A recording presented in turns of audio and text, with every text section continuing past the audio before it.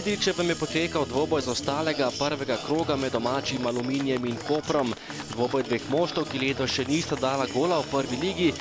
2 poraza Aluminija in 2-krat remi brez golov za nogometaše Kopra.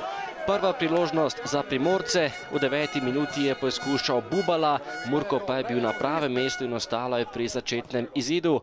Tudi prva priložnost za domači Aluminij, poizkušal je Drevenšek, tudi tokrat je Drevenšek zgrešil, v zadnjem času ni najbolj pri strelu. Njegovi streli so pogosti, vendar premalo natančni. Naslednja priložnost za Primorce, Koprčani so poizkušali prek Bubala, naravnost v Murka je meril ta nogometaš. Potem pa v 27. minuti sumljiva situacija v gostujočem kazenskem prostoru, na koncu brez 11-metrovke in igra se je nadaljevala.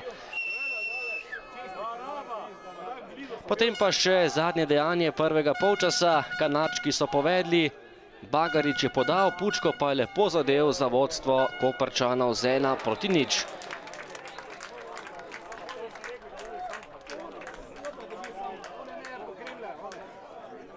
Drugi polčas pa so gostje začeli tako, kot so končali prvega zadetkom. Tokrat je podal Bubalo, Guberac pa je zadev za 2:0 in Koprčani so prišli do lepe prednosti.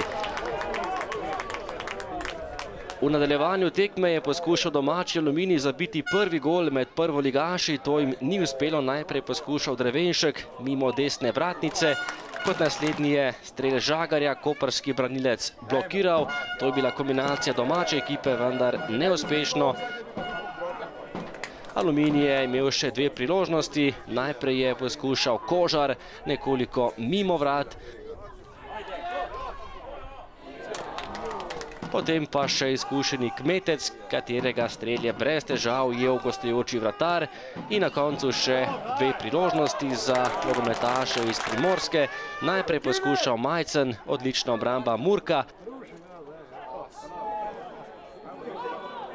In tek pred koncem tekme v zadnji minuti rednega dela še en zadetek za Koprčane. Tokrat je zabil Bubalo, ki je bil že predtem podajalec in kronal svojo dobro igro zadetkom, 3. golom v mreži domačega moštva in novo slabo igro je pokazal domači Aluminij. Koper pa se je na ta način veselil svoje prve zmage v 3. krogu slovenske lige.